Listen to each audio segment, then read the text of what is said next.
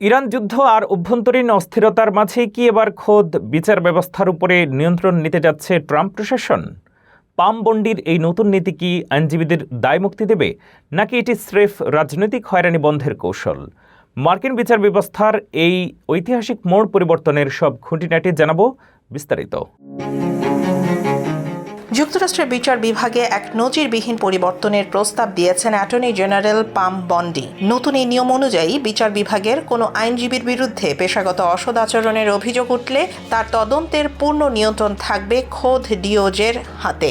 এর ফলে স্টেট বার অ্যাসোসিয়েশনগুলো তাদের স্বাধীন তদন্ত প্রক্রিয়া স্থগিত রাখতে বাধ্য হবে, যা নিয়ে শুরু হয়েছে তীব্র বিতর্ক। প্রস্তাবিত এই নিয়মটি এমন এক সময়ে এলো যখন পামবন্ডি নিজে এবং ট্রাম্প প্রশাসনের একাধিক উচ্চপদস্থ আইনজীবীর বিরুদ্ধে স্টেট বারগুলোতে নৈতিকতা লঙ্ঘনের অভিযোগ জমা পড়েছে। ফেডারেল রেজিস্টারে প্রকাশিত এই প্রস্তাবে দাবি করা হয়েছে যে রাজনৈতিক কর্মীরা বার অভিযোগকে হাতিয়ার হিসেবে ব্যবহার করছে। তবে সমালোচকদের মতে এটি আসলে সরকারি আইনজীবীদের জবাবদিহিতা থেকে বাঁচানোর একটি কৌশল।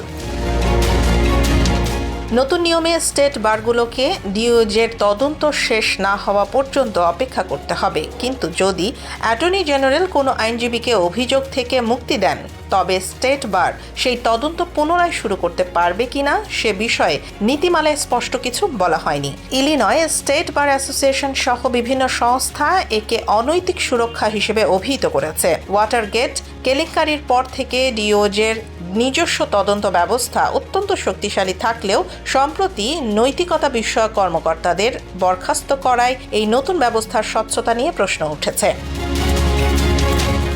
ইতিমধ্যেই এই প্রস্তাবের বিপক্ষে 30,000-এর বেশি মন্তব্য জমা পড়েছে।